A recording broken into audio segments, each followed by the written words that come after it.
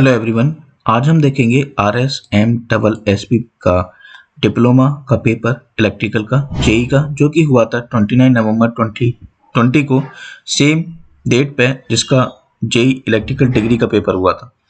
तो यहाँ पे भी 120 क्वेश्चन है टोटल, ठीक है, और ए शिफ्ट थी इवनिंग की। तो हम स्टार्ट करते हैं अपने पहले टेक्निकल क्वेश्चन से। तो यहाँ आप देख सकते हैं 40 क्वेश्चंस जो थे वो आपके थे नॉन टेक्निकल, ठीक है। नाउ 41th क्वेश्चन आप देख सकते हैं, relationship between phase current and line current of a 3 phase delta connection. Delta connection में आप जानते हैं कि IPH जो होता है यानी कि फेज करंट होता है वो IL/√3 होता है। तो ऑप्शन नंबर बी क्या होगा, इसका राइट आंसर होगा, ठीक है। और PPH इक्वल्स टू क्या होता है, BL यानी कि फेज वोल्टेज लाइन वोल्टेज के बराबर होता है। नेक्स्ट क्वेश्चन आप देख सकते हैं 42 नंबर का, what is the frequency of the waveform shown below. तो एक वेवफॉर्म आपको प्रोवाइडेड है और इसका देखिए कुछ टाइम पीरियड आपको 0.02 सेकंड्स दिया हुआ है, ठीक है। यानी कि हम इसको यहाँ से काट लें तो हमारे पास ए 0.01, 0.01, 0.01 और 0.01 कुछ इस प्रकार से बन जाएगा। यहाँ पे आप देख सकते हैं सर्किट को, वेवफॉर्म को। तो ए वेवफॉर्म आपको 0.01 में डिवाइड हो जाएगी 4 टाइप में। तो टोटल कितना हो जाएगा आपका टाइम पीरियड 0.04। और आपसे पूछा क्या है फ्रीक्वेंसी, तो आप देख सकते हैं कि फ्रीक्वेंसी क्या हो जाएगी आपकी 1/t यानी कि 1 टाइम पीरियड। तो 100/4 which is equal to 25 hertz. Next question है कि when 3 10 ohm resistors are connected in star across a 400 volt AC 3-phase supply, the each resistor must have a power rating। तो देखिए यहाँ पे आप देख सकते हैं 3 फेज सप्लाई है और पावर आपसे पूछी गई है, ठीक है। तो सबसे पहले तो सर्किट आपको कौन सा गिवन है, ये सब स्टार में कनेक्टेड है, ठीक है, स्टार में आपके कनेक्टेड है। तो स्टार कनेक्शन आप बना लेंगे। तो स्टार में आप जानते हैं कि फेज वोल्टेज आपका लाइन वोल्टेज अपॉन √3 होता है और पावर आपसे पूछी गई है और पावर आपका B²/R होता है। तो BPH का स्क्वायर/R, वैसे आप लाइन से भी कर सकते थे, ठीक है, BL²/R से भी कर सकते थे, ठीक है। तो वहां से आपका आंसर निकल के आ जाएगा, लास्ट में आपको कन्वर्ट कर देना है। नेक्स्ट आपका 44th नंबर का क्वेश्चन लेफ्ट हैंड साइड में, in a 3-unit insulator string voltage across the lowest unit is 17.5 kilovolt and string efficiency is 84.28%, the total voltage across the string will be equal to। तो देखिए ऐसे question हम कई बार लगा चुके हैं और फॉर्मूला आप जानते हैं स्ट्रिंग एफिशिएंसी का फॉर्मूला, ठीक है। स्ट्रिंग एफिशिएंसी का फॉर्मूला होता है टोटल वोल्टेज अपॉन n यानी कि number of string into voltage on nearest disc, ठीक है। और आपको फाइंड क्या करना है, ठीक है, टोटल वोल्टेज फाइंड करना है। तो वहां से आप स्ट्रिंग एफिशिएंसी आपको क्वेश्चन के अंदर गिवन है और voltage on the nearest disc भी आपको क्वेश्चन के अंदर दिया हुआ है। नंबर ऑफ स्ट्रिंग की वैल्यू 3 दी है, वहां से आप सारी वैल्यूज इस क्वेश्चन के अंदर रख देंगे तो आपका आंसर यानी कि टोटल वोल्टेज निकल के आ जाएगा। 3 आपकी नंबर ऑफ स्ट्रिंग दी है, लोएस्ट यूनिट का वोल्टेज 17.5 किलोवोल्ट दिया है। नेक्स्ट क्वेश्चन है कि फ्यूज इज ऑलवेज कनेक्टेड। तो एक क्वेश्चन भी हम कई बार डिस्कस कर चुके हैं, फ्यूज हमेशा कहाँ कनेक्ट करते हैं, जहाँ पे in series with the circuit to be protected in phase, ठीक है। तो जहाँ पे सर्किट को हमें प्रोटेक्ट करना होता है उसके साथ हम सीरीज में इसको कनेक्ट कर देते हैं। नेक्स्ट है कि the basic purpose of earthing. तो अर्थिंग आप जानते हैं कि हमें किसी सर्किट या ऑपरेटर को इलेक्ट्रिक शॉक से बचाना है, इसलिए ऑप्शन नंबर डी इसका क्या होगा, राइट आंसर। नेक्स्ट है कि where appropriate use of cleated wiring. तो क्लियर्ड वायरिंग के आप बारे में जानते हैं कि एक टेम्परेरी वायरिंग होती है, ठीक है, जो कि यूज होती है हमारे कहाँ पे, जैसे कि आपका घर बना रहे हैं तो उस समय जल्दबाजी में आपको काम करने के लिए टेम्परेरी वायरिंग कर देते हैं, जिसको हम क्लियर्ड वायरिंग के नाम से जानते हैं। नेक्स्ट क्वेश्चन देख सकते हैं आप, इलेक्ट्रिक करंट की यूनिट पूछी है तो यह एम्पियर होती है। पोटेंशियल डिफरेंस आप जानते हैं कि एक ऐसा डिफरेंस है ऑफ पोटेंशियल का between two points in any electrical circuit. जैसे बी ए बी हम किसी भी पोटेंशियल निकालते हैं तो बी ए माइनस बी बी यानी कि दो पोटेंशियल के बीच का डिफरेंस। नेक्स्ट आपका पावर का आपसे एनर्जी का फॉर्मूला पूछा है, तो एनर्जी का फॉर्मूला आप जानते होंगे, पावर इनटू टाइम होता है, ठीक है। नेक्स्ट आपका इलेक्ट्रिक इन एनर्जी की यूनिट जो कि होती है आपकी किलोवाट हावर। नेक्स्ट आपका 1 किलोवाट हावर कितना होता है, तो 3.6 इंटू 10⁻⁶ जूल होता है। नेक्स्ट है किरचॉफ का फर्स्ट लॉ यानी कि किरचॉफ करंट लॉ क्या कहलाता है, तो summation of i equals to 0 यानी कि टोटल करंट क्या होता है, विच इज इक्वल्स टू 0 यानी कि sum of incoming current equals to sum of outgoing current. देखिए नेक्स्ट क्वेश्चन आपसे पूछा है कि the full load copper loss and iron loss आपको क्वेश्चन के अंदर दिए हैं। काफी पुराना क्वेश्चन है और ये सेम क्वेश्चन चलता हुआ आ रहा है, ठीक है। कॉपर लॉस और iron loss at half load will be, तो देखिए यहाँ पे आप जानते हैं कि जो कॉपर लॉस होता है वो आपका एक्स स्क्वायर PCU होता है यानी कि PCU/FL। तो full load copper loss into x square यानी कि हाफ कर दिया है तो 1/2 का square into full load copper loss हो जाएगा। तो इफेक्ट किस पे पड़ेगा आपका, केवल कॉपर लॉस में। कॉपर लॉस तो आपके 1600 वॉट हो जाएंगे, ठीक है। और आपका आयरन लॉस जो होगा वो सेम का सेम रहेगा, ठीक है, यानी कि उस पर हाफ करने पे कोई असर नहीं होगा। नेक्स्ट आपका the armature resistance of a 6 pole lap wound DC machine is 0.05 ohm. If the armature is rewound as a wave winding, what is the armature resistance? यानी कि 6 पोल बाउंड DC मशीन है जिसका आर्मेचर रेजिस्टेंस 0.05 दिया हुआ है। अगर armature को रिवाउंड करें वेव वाइंडिंग के तरीके से तो आर्मेचर रेजिस्टेंस कितना होगा, तो देख सकते हैं आप यहाँ पे कि फॉर्मूला होता है आपका आर लैप, ठीक है, इक्वल्स टू यानी कि resistance of lap binding equals to Z upon P square into rho L upon A. वहां से हम इसको निकाल लेते हैं। तो R lap upon R wave जब आप फाइनली इसको सॉल्व करेंगे रेशियो के थ्रू तो आर वेव क्या निकल के आएगा आपका R lap into 9 which is equals to 0.45 ohm. In large alternators the field winding is placed on. तो देखिए लार्ज ऑल्टरनेटर्स जो होते हैं वहां पे फील्ड वाइंडिंग्स कहाँ पे प्लेस करते हैं, रोटर पे, ठीक है। तो rotor is the answer. Maximum speed of a synchronous machine for 50 hertz is, 50 hertz के लिए NS120F/P जब आप अप्लाई करेंगे, ठीक है, तो कितना आंसर आएगा आपका 3000 RPM।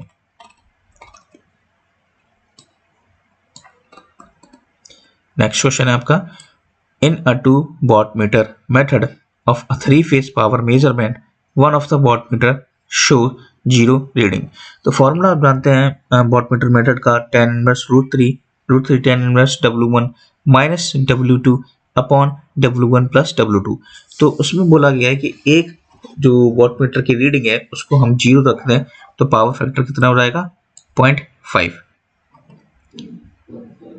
59th क्वेश्चन है कि एमीटर की रेंज को अगर इंक्रीज करना है, तो एक क्वेश्चन आप कई बार देख चुके, तो हमें क्या करना होता है कि लो रेजिस्टेंस को कनेक्ट करना पड़ता है पैरेलल में, जिससे हम एमीटर की रेंज को एक्सटेंड कर सकें।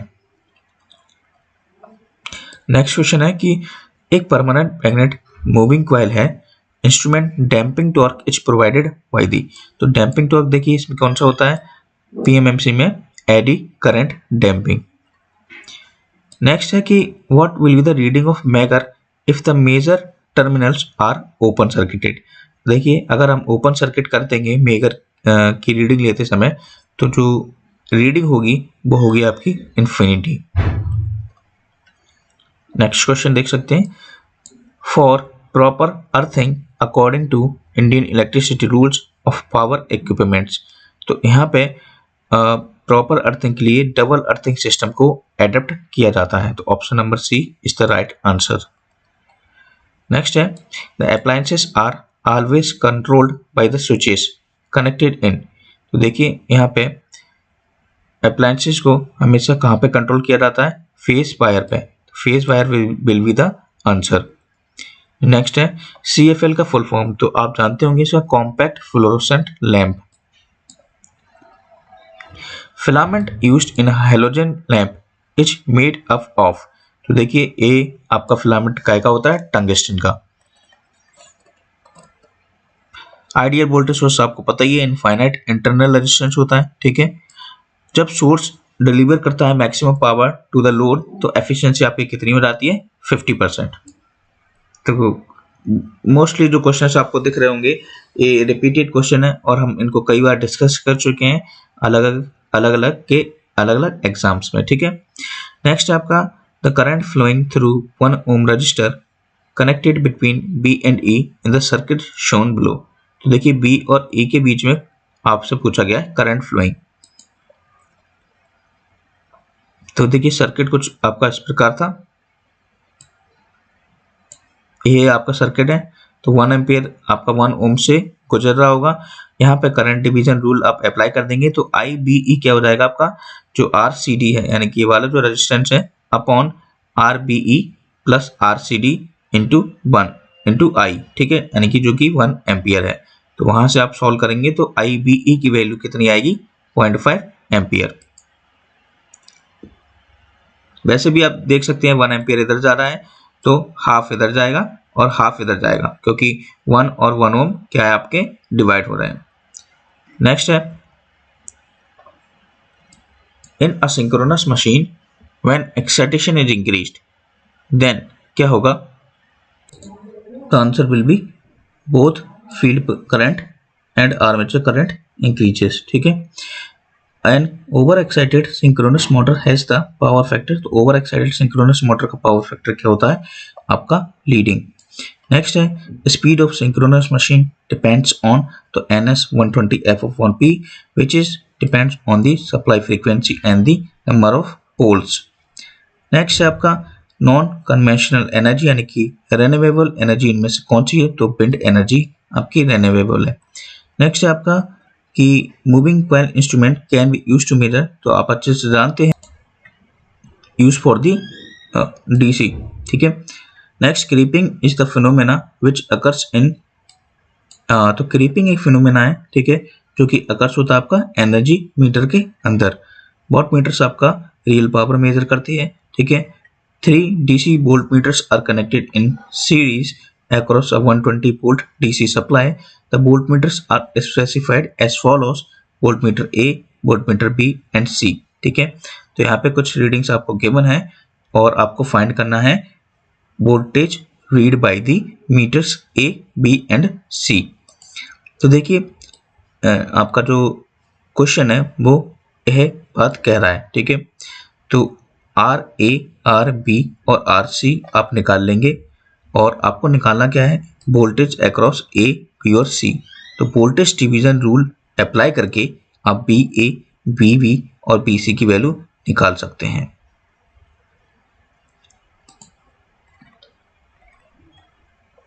देखिए यहाँ पे पेपर जो है थोड़ा सही पिक्चराइजेशन नहीं है इसका, ठीक है। तो आप यहाँ से देख सकते हैं कि इन the circuit shown below what will be the power consumed in the 2 ohm resistor connected across A and B। तो A और B कहाँ है, यहाँ है, और आपसे पावर कंज्यूम्ड यहाँ पे पूछा गया है। देखिए इस क्वेश्चन को आप इस प्रकार बना लेंगे, यहाँ आप देख सकते हैं। तो यहाँ पे नोडल एनालिसिस जैसे ही आप अप्लाई करेंगे तो आपका आ जाएगा वोल्टेज 6 वोल्ट, ठीक है।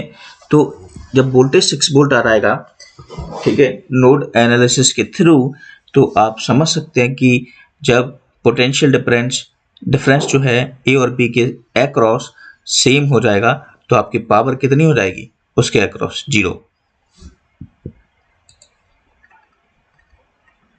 The direction of the electromagnetic induced EMF is determined by the Fleming left hand rule. Next है आपका कोफिशिएंट ऑफ कपलिंग आपसे पूछा गया है, 2 कॉइल्स का प्रोपोर्शनल किसके होता है।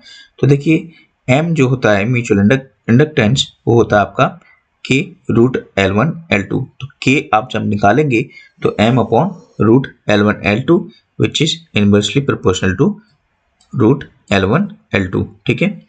सेल्फ इंडक्टेंस आप जानते हैं L equals to N phi upon I होता है और फाई MMF अपॉन रिलक्टेंस होता है, ठीक है, और MMF भी N इंटू I होता है।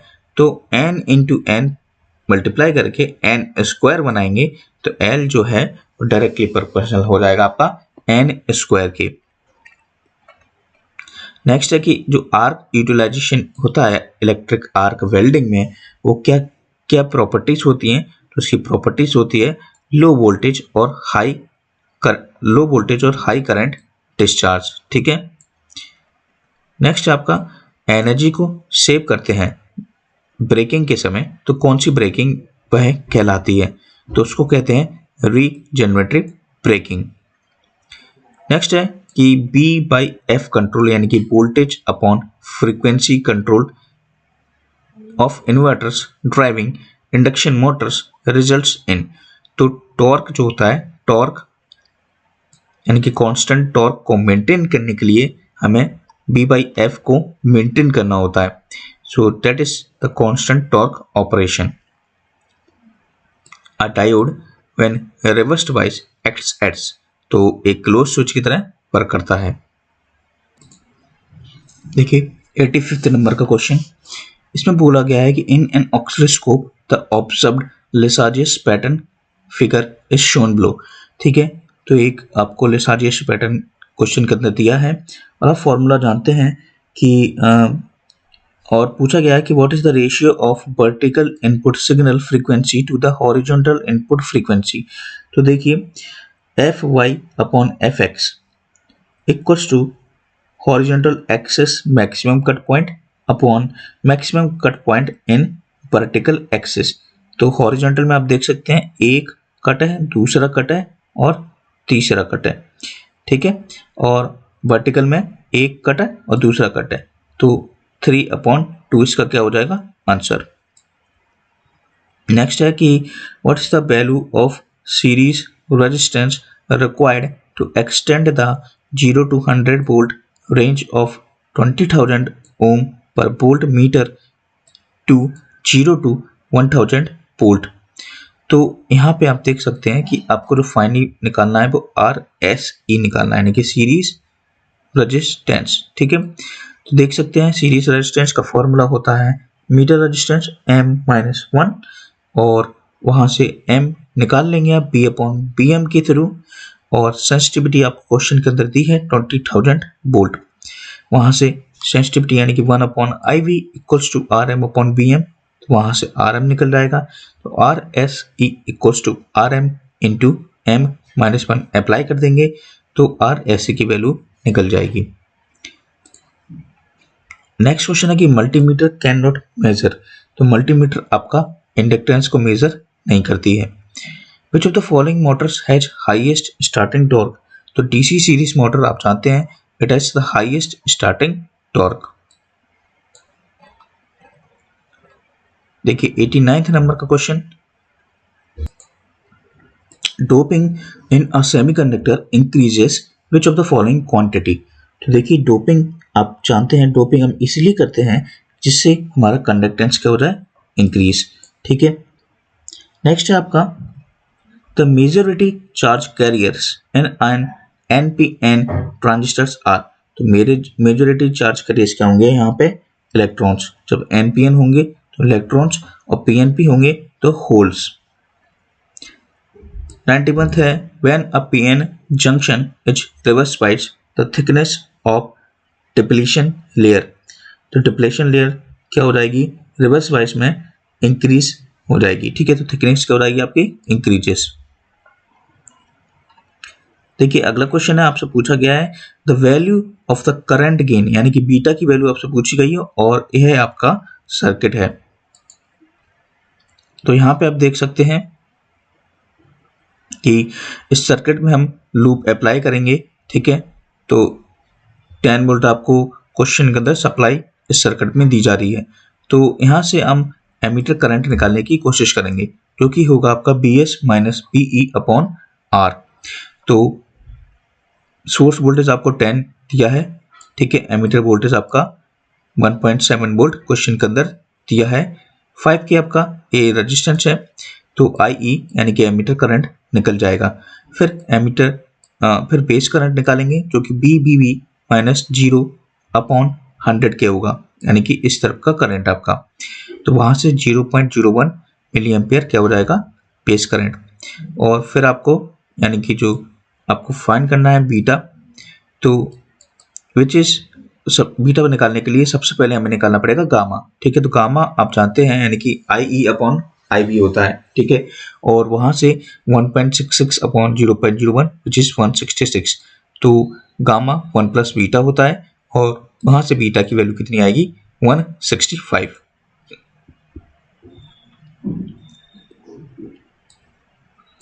देखिए पेपर बहुत टेढ़ा फोटोज का खींचा गया है। तो यहाँ आप देख सकते हैं कि मैग्नेटिक फ्लक्स डेंसिटी की फॉर्म आपसे यूनिट पूछी है, तो यूनिट आप यहाँ पे देख सकते हैं कि टेस्ला होती है। ठीक है, और वेबर पर मीटर स्क्वायर भी होती है। परमियंस आपसे पूछा गया है मैग्नेटिक सर्किट के अंदर किसको करस्पॉन्डेंस करता है, तो ये कंडक्टेंस को इलेक्ट्रिक सर्किट में जो कंडक्टेंस होता है वो मैग्नेटिक सर्किट में परमियंस होता है। Best suited magnetic material for the construction of transformer core is silicon steel। Next है आपका एक इंडक्टिव कॉइल है जिसमें 10 Henry develops a counter voltage of 50 volt। what should be the rate of change of current in the coil। तो B equals to L di upon dt आपको apply करना है। ठीक है,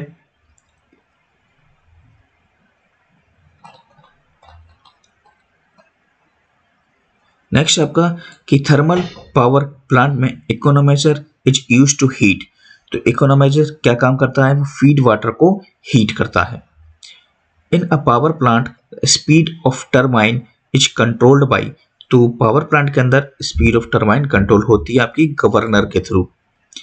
नेक्स्ट आपका conductors which the consumer terminal to distribution line is known as. तो इसको बोला जाता है सर्विस मेन्स, यानी कि जो कंडक्टर्स लगे होते हैं कंज्यूमर टर्मिनल से डिस्ट्रीब्यूशन लाइन तक, उसको कहा जाता है सर्विस मेन। नेक्स्ट आपका transmission line insulators are made up of. तो यह बने होते हैं आपके पोर्सिलिन के। ठीक है, तो इंसुलेटर की बात हो रही है, तो यहाँ पोर्सिलिन यानी कि चीनी मिट्टी के द्वारा बनाए जाते हैं। नेक्स्ट आपका a circuit is disconnected by isolators. कब, तो सर्किट को हम कब डिस्कनेक्ट करते हैं, जब वहां पे कोई भी करंट लाइन के अंदर नहीं होता, तो there is no current in the line.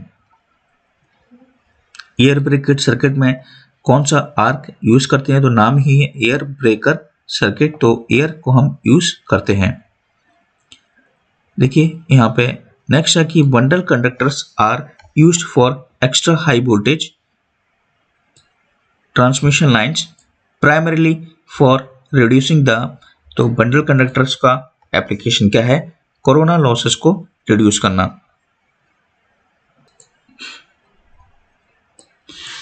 Next question, a generating station has a maximum demand of 30 megawatt, load factor 60%, plant capacity factor 50% है। तो रिजर्व कैपेसिटी आपसे पूछी गई है। तो यहाँ पे आप देख सकते हैं कि रिजर्व कैपेसिटी का फॉर्मूला होता है power max into load factor minus capacity factor upon capacity factor. तो वहां से आप रिजर्व कैपेसिटी की वैल्यू निकाल लेना।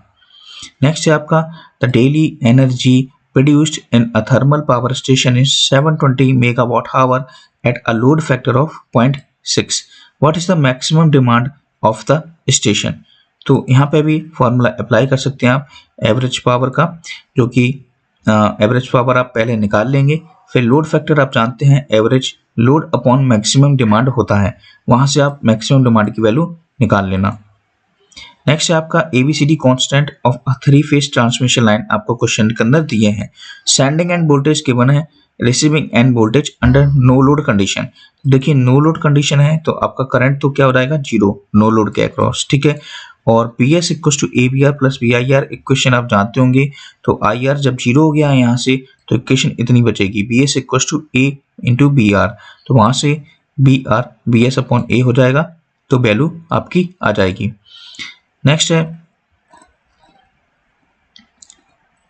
The power factor at resonance in a series RLC circuit. तो आप जानते हैं it is the unity. Pure inductive circuit में करंट लैग करता है, ठीक है। नेक्स्ट है आपका which of the following relation is not true for the power factor. तो पावर फैक्टर के लिए यहाँ पे resistance upon impedance wrong, R upon Z नहीं, that ampere upon voltage the wrong, ठीक है। यहाँ ट्रू पूछे हैं तो ए बी और सी और डी ऑप्शन क्या है, ट्रू। नेक्स्ट है power factor can be increased. तो पावर फैक्टर हम सिंक्रोनस मैटर के थ्रू इंक्रीज कर सकते हैं। So the next question is that DC motors should not be started without starter। तो स्टार्टर के बिना आपका यहाँ पे आंसर क्या होगा, should not be started without starter, ठीक है। तो because of the low resistance of the series field winding, ठीक है। नेक्स्ट है the polarity of induced EMF in a DC generator can be reversed by reversing the direction of। देखिए यहाँ पे induced EMF DC generator की बात हो रही है, तो यहाँ पे आप रिवर्स कर सकते हैं किसके थ्रू, या तो आप रोटेशन चेंज कर दें या फिर फील्ड फ्लक्स को, ठीक है। तो आंसर डायरेक्शन आप किसकी चेंज कर सकते हैं, रोटेशन की या फिर फील्ड फ्लक्स की। कंडीशन ऑफ मैक्सिमम एफिशिएंसी आप जानते हैं, copper losses equals to iron losses. Next है आपका in a single phase transformer the primary and the secondary voltage vectors are, ठीक है। तो यहाँ पे सिंगल फेज ट्रांसफॉर्मर जो प्राइमरी और इंड्यूस सेकेंडरी वोल्टेज वेक्टर होते हैं वो 180 डिग्री अपार्ट रहते हैं, वो कुछ इस प्रकार से आपको दिखाई देंगे, ठीक है, 180 डिग्री। नेक्स्ट है for an induction motor the power factor is. तो पावर फैक्टर यहाँ पे क्या होगा, लो। इंडक्शन मोटर में rotor slots are skewed, the advantages of skewing are. तो स्क्यूइंग का एडवांटेज होता है to avoid locking of motor and reducing noise. यहाँ पे स्टार्टिंग करंट आपको 5 टाइम्स दिया है रेटेड करंट के, और रेटेड स्लिप 4% दी है। आपसे पूछा गया है कि स्टार्टिंग टॉर्क और फुल लोड टॉर्क का रेशियो क्या होगा। तो देखिए यहाँ पे फॉर्मूला एक बनता है जो कि TST अपॉन TFL, यानी कि starting torque upon full load torque जो होता है वो IST अपॉन IFL का square into slip at full load होता है। लास्ट क्वेश्चन है कि रोटर पावर आउटपुट आपको क्वेश्चन के अंदर दिया है 15 किलोवाट और rotor copper losses at slip of 4% आपसे पूछा गया है। तो यहाँ पे फॉर्मूला हो रहा था आपका कॉपर लॉस का power developed into slip upon 1 minus slip, ठीक है। तो यहाँ से आप कॉपर लॉस निकाल लेंगे। तो यहाँ 2 क्वेश्चन में शायद मिस्टेक हो गई है। एक क्वेश्चन आपका शायद राइट हैंड रूल वाला था, ठीक है, उसका आंसर राइट हैंड रूल होगा। आई थिंक मैंने वहाँ पे मोटर पढ़ लिया होगा। और दूसरा क्वेश्चन यहाँ पे आइडियल वोल्टेज सोर्स जो था, एक्चुअली आइडियल वोल्टेज सोर्स पूछा था वहाँ पे, तो 0 होगा वहाँ पे आंसर। कहाँ गया वो क्वेश्चन, ठीक है। तो आप पेपर के अंदर ढूंढ लेना, पेपर को आप डाउनलोड कर सकते हैं, ठीक है। डिस्क्रिप्शन लिंक में बता दिया जाएगा। SSCW जंक्शन टेलीग्राम ग्रुप है, वहाँ से आप इस पेपर को डाउनलोड कर सकते हैं। ओके, दैट क्वेश्चन समथिंग, ठीक है। तो और बाकी जो नॉन टेक्निकल पोर्शन है उसको आप रीड कर सकते हैं पेपर के अंदर, ठीक है, पेपर को डाउनलोड करके। Okay, this is zero internal resistance and one question is here.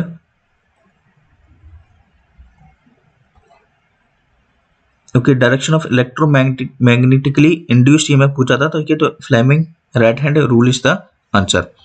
तो यहाँ खत्म होता है diploma based paper and degree based paper. आपको प्रैक्टिस करना है तो वो लास्ट डेट डाला हुआ है, ठीक है, तो उसको भी जाके आप देख सकते हैं।